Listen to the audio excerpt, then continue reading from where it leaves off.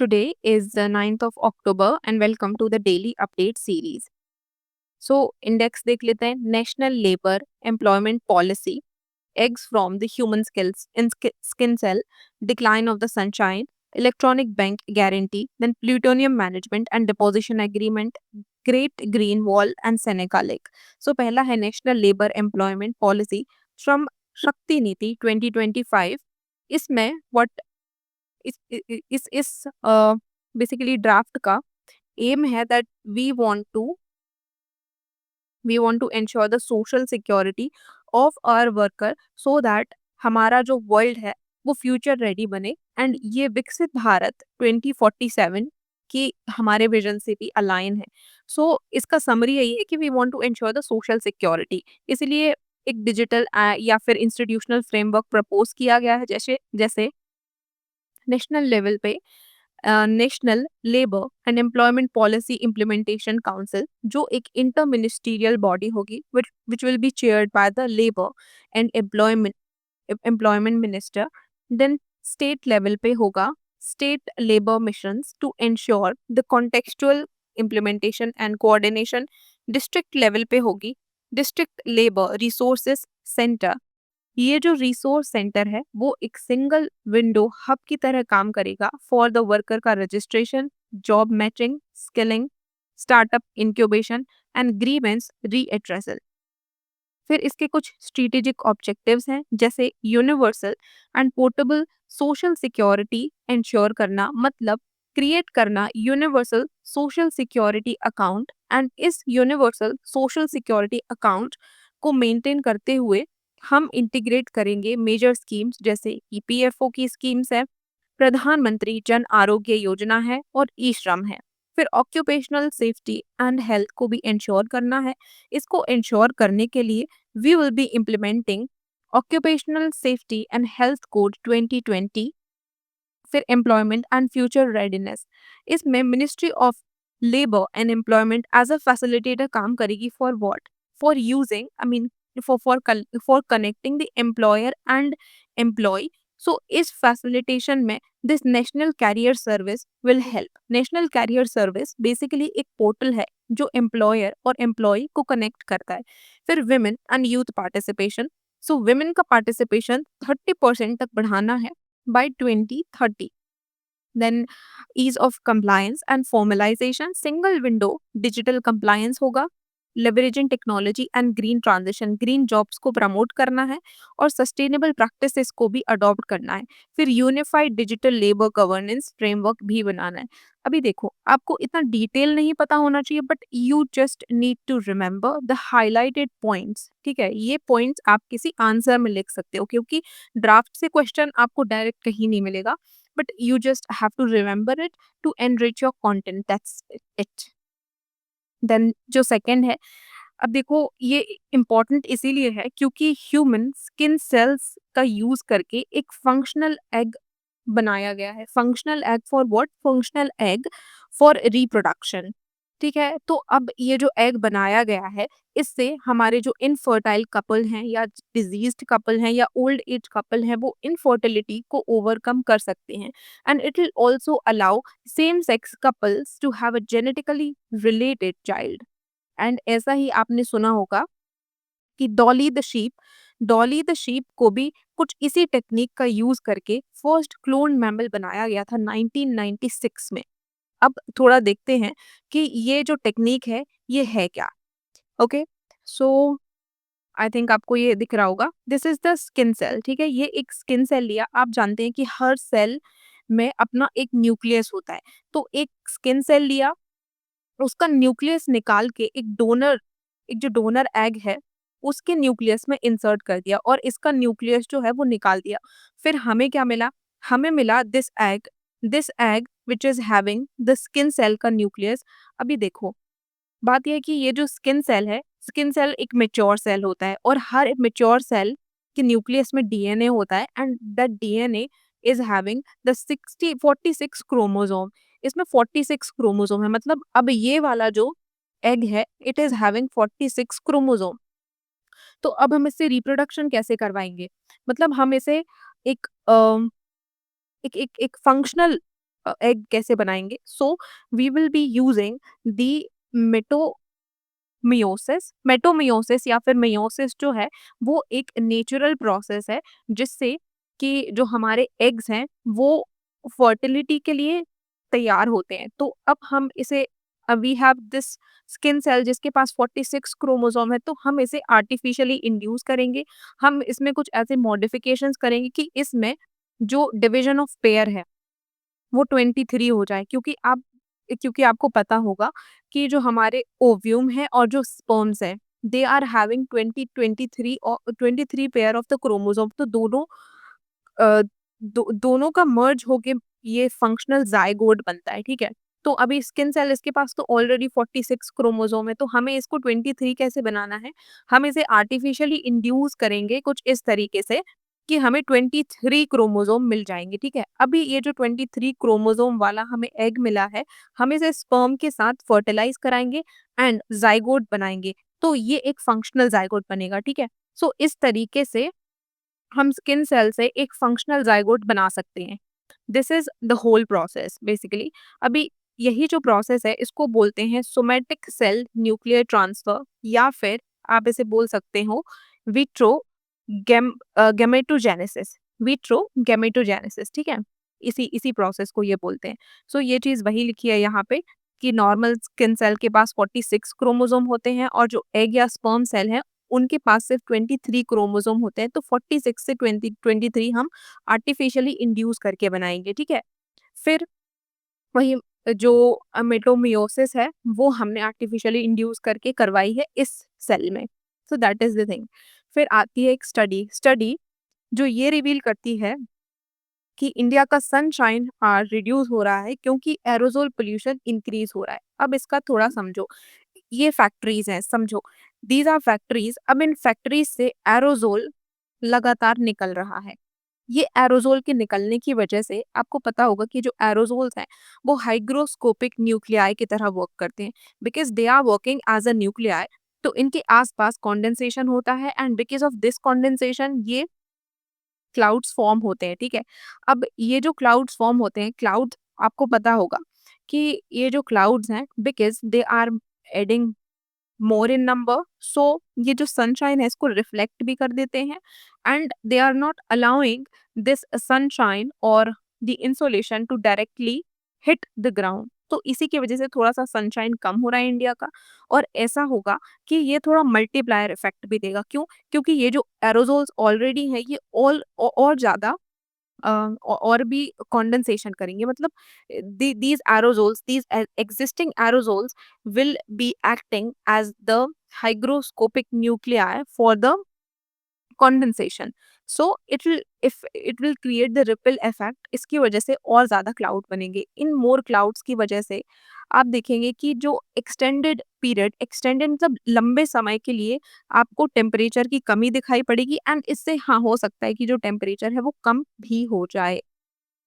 फिर हम प्राइमरी एरोज़ोल्स देख लेते हैं कि प्राइमरी एरोज़ोल्स क्या होते हैं। प्राइमरी एरोज़ोल्स बेसिकली डायरेक्ट एमिटर्स होते हैं क्योंकि ये डायरेक्टली सोर्स से एयर में जाते हैं। अब एग्जांपल इसका देखें तो सी स्प्रेज हैं, डस्ट है, स्मोक या सूद है, फिर वोल्केनिक एशेज़ हैं।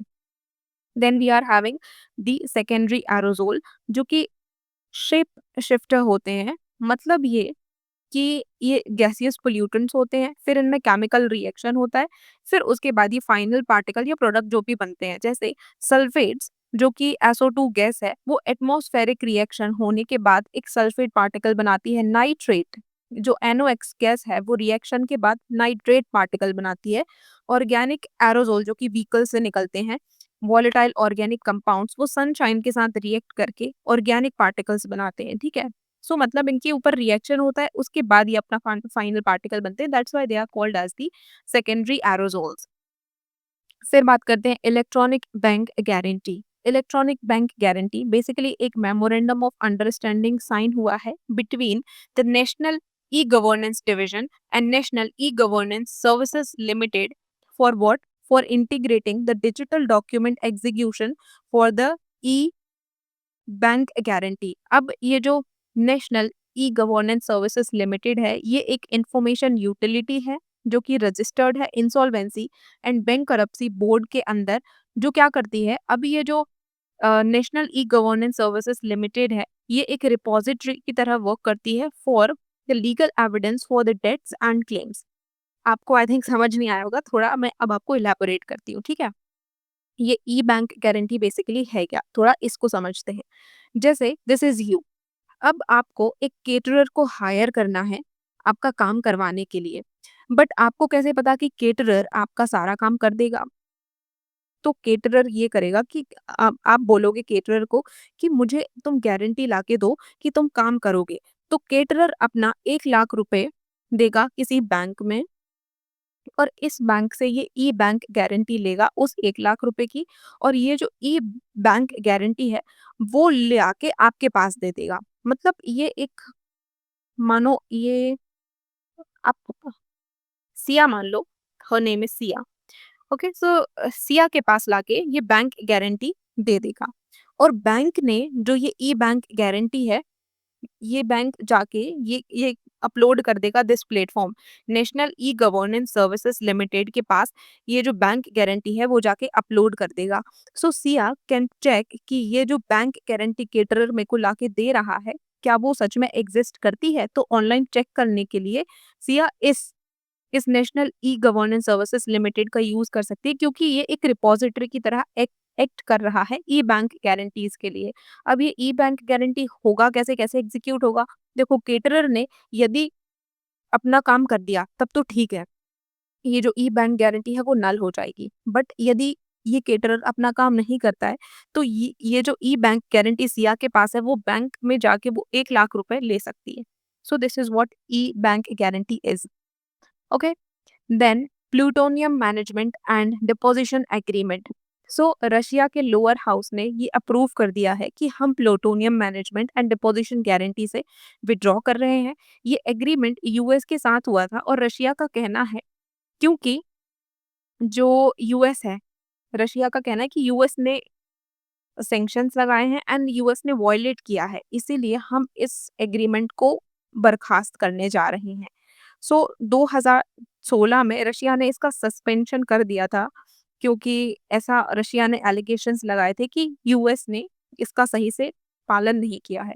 तो देखते हैं क्या-क्या हुआ था उन दोनों के बीच में। So this is the plutonium management and disposition agreement, 2000 में हुआ था, साल 2000 में यूएसए और रशिया के बीच में। इसके तहत इन दोनों के बीच में ये वार्तालाप हुई या फिर ये एग्रीमेंट हुआ कि जो हमारा एक्सेस वेपन ग्रेड प्लूटोनियम है, अब एक्सेस वेपन ग्रेड प्लूटोनियम क्या कहलाएगा? वो जो कि बियॉन्ड न्यूक्लियर वेपन, मतलब कुछ तो ज़रूरी है न्यूक्लियर वेपन्स बनाने के लिए, बट उसके अलावा भी एक्सेस है। तो इस एक्सेस प्लूटोनियम को हम क्या करेंगे? We will dispose this excess plutonium, ठीक है? सो यूएसए के पास पाया गया कि 90 टन्स ऑफ दिस प्लूटोनियम है एंड रशिया के पास 128 टन्स है। तो यूएस के पास जो 60 टन एक्स्ट्रा था एंड रशिया के पास 50 टन एक्स्ट्रा था, ठीक है? इन्होंने डिसाइड किया कि हम 34 टन अपना डिस्पोज कर देंगे, ये नॉन असेंशियल प्लूटोनियम होगा एंड हम इसको मिक्स्ड ऑक्साइड्स बनाएंगे। Mixed oxides, then we will use these mixed oxides to electricity, ठीक है? इस मिक्स्ड ऑक्साइड का यूज करके हम इलेक्ट्रिसिटी बना लेंगे। तो फिर इन दोनों ने अपनी प्रिपरेशन शुरू कर दी, जैसे कि यूएस ने 2007 में mixed oxide fuel fabrication facility बनाना शुरू करा, कहाँ? सवाना रिवर साइड पे। और 2016 में हुआ ये कि 2016 में ओबामा ने कुछ फाइनेंशियल, जो बराक ओबामा थे, फाइनेंशियल रीजन देके ये जो फैसिलिटी है, फैब्रिकेशन फैसिलिटी, बोला कि हम इसको नहीं बना रहे हैं। Instead what we will do, we will हम इसको नॉन रेडियो एक्टिव मटेरियल में कन्वर्ट कर लेंगे। अब देखो, डिफरेंस ये है कि यदि mixed oxide fuel fabrication facility बनाई जाती है, तो आप इसको रिवर्ट नहीं कर सकते। बट यदि आप नॉन रेडियो एक्टिव मटेरियल में इसको कन्वर्ट कर रहे हो, तो यदि आपको कल को ज़रूरत है, तो आप इसको वापस से प्लूटोनियम में बना सकते हो, ठीक है? This is the difference. फिर 2015 में वहीं रशिया ने शुरू किया कि हम भी ये मिक्स्ड ऑक्साइड फैसिलिटी बढ़िया बनाते हैं। बट जब 2016 में इन्होंने देखा कि जो बराक ओबामा है ये थोड़ी-सी चालाकी कर रहे हैं, तो फिर रशिया ने इसको सस्पेंड कर दिया।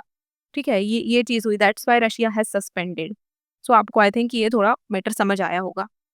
फिर ये वही चीज़ लिखी है, आप पढ़ सकते हैं।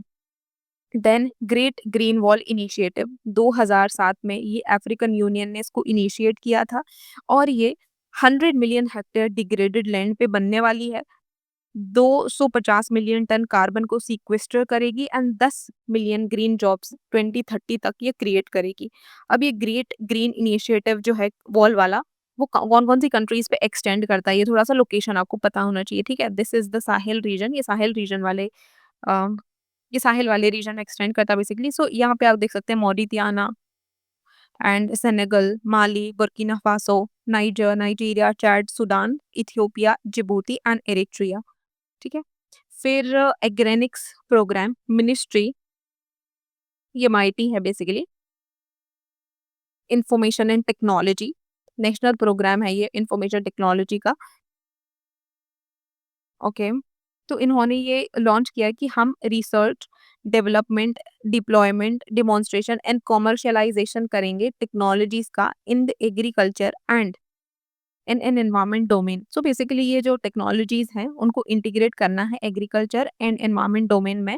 And this program, this Agrinics program, very important, याद रखना किसके द्वारा इंप्लीमेंट किया जा रहा है, सीडेक। ये जो सीडेक कोलकाता है ना, इसकी नोडल एजेंसी है। So with this we are done. No actually एक और बचा है सेनेका लेक, ठीक है? सेनेका लेक बचा है। तो ये जो सेनेका लेक है न्यूयॉर्क की फिंगर लेक्स में से एक है। एंड ये क्यों इम्पोर्टेंट है? ये सेनेका लेक इम्पोर्टेंट है क्योंकि ऐसा माना जाता है पुराने टाइम में, क्योंकि ये सेनेका लेक के पास से मिस्टीरियस बूमिंग साउंड की आवाज़ आती थी जिनको सेनेका गन्स या फिर सेनेका ड्रम्स बोला जाता था। तो इसके अराउंड बहुत सारी फोकलोर स्टोरीज़ हैं, बट अभी पता चला है कि ये मीथेन गैस नीचे से निकलती है, दैट इज़ व्हाई ये सेनेका लेक में से बॉम्ब की आवाज़ आती है, ठीक है? ड्रम जैसे बजता है ऐसे आवाज़ आती है। तो थोड़ा-सा लोकेशन देख लेंगे। ये है सेनेका लेक, ये न्यूयॉर्क है, ठीक है? अब थोड़ा-सा इसको ज़ूम करके देखेंगे, so these are finger lakes. ये सारी फिंगर लेक्स हैं, यहाँ पर लेक ओंटारियो है, लेक एरी है and this is the Seneca lake, one of the finger lakes, ठीक है? यही मैंने आपको बताया कि ये मीथेन और अदर जियोलॉजिकल गैसेज़ जो कि एस्केप करती हैं उस लेक के बेड से, इसीलिए ये ये जो बॉम्बिंग साउंड है, वो निकलता है, ठीक है? सो या with this, we are done with today's lecture. Thank you so much. For more such videos, go to classes and